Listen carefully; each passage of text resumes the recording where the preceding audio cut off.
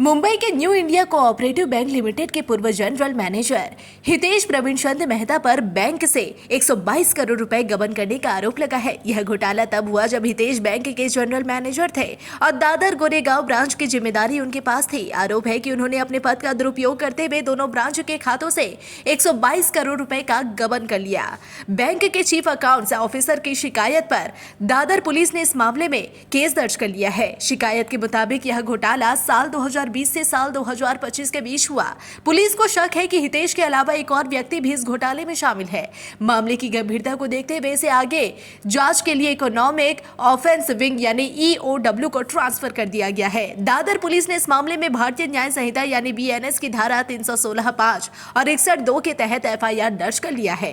अब ईओडब्ल्यू की जांच से यह साफ होगा कि यह घोटाला कैसे अंजाम दिया गया और इसमें कितने लोग शामिल थे। साथ ही यह भी पता चलेगा कि क्या बैंक की ओर से नियमों और सुरक्षा प्रोटोकॉल का पालन करने में कोई लापरवाही बरती गई थी।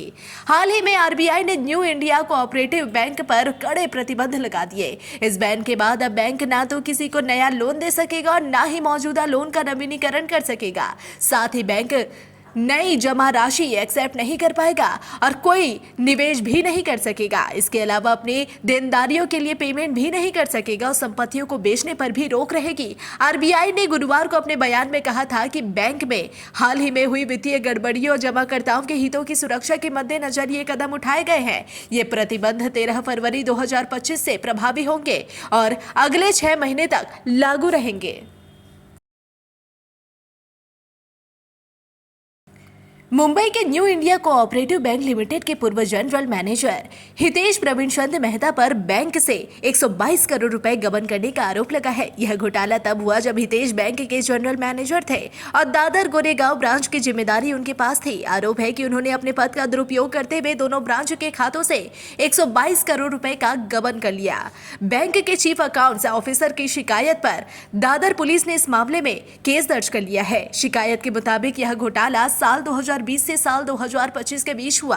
पुलिस को शक है कि हितेश के अलावा एक और व्यक्ति भी इस घोटाले में शामिल है। मामले की गंभीरता को देखते हुए इसे आगे जांच के लिए इकोनॉमिक ऑफेंस विंग यानी ईओडब्ल्यू को ट्रांसफर कर दिया गया है। दादर पुलिस ने इस मामले में भारतीय न्याय संहिता यानी बीएनएस की धारा 316(5) और 61(2) के तहत एफआईआर दर्ज कर लिया है। अब ईओडब्ल्यू की जांच से यह साफ होगा कि यह घोटाला कैसे अंजाम दिया गया और इसमें कितने लोग शामिल थे। साथ ही यह भी पता चलेगा कि क्या बैंक की ओर से नियमों और सुरक्षा प्रोटोकॉल का पालन करने में कोई लापरवाही बरती गई थी। हाल ही में आरबीआई ने न्यू इंडिया कोऑपरेटिव बैंक पर कड़े प्रतिबंध लगा दिए। इस बैन के बाद अब बैंक ना तो किसी को नया लोन दे सकेगा और ना ही मौजूदा लोन का नवीनीकरण कर सकेगा। साथ ही बैंक नई जमा राशि एक्सेप्ट नहीं कर पाएगा और कोई निवेश भी नहीं कर सकेगा। इसके अलावा अपनी देनदारियों के लिए पेमेंट भी नहीं कर सकेगा और संपत्तियों को बेचने पर भी रोक रहेगी। आरबीआई ने गुरुवार को अपने बयान में कहा था कि बैंक में हाल ही में हुई वित्तीय गड़बड़ियों और जमाकर्ताओं के हितों की सुरक्षा के मद्देनजर ये कदम उठाए गए हैं। ये प्रतिबंध 13 फरवरी 2025 से प्रभावी होंगे और अगले 6 महीने तक लागू रहेंगे।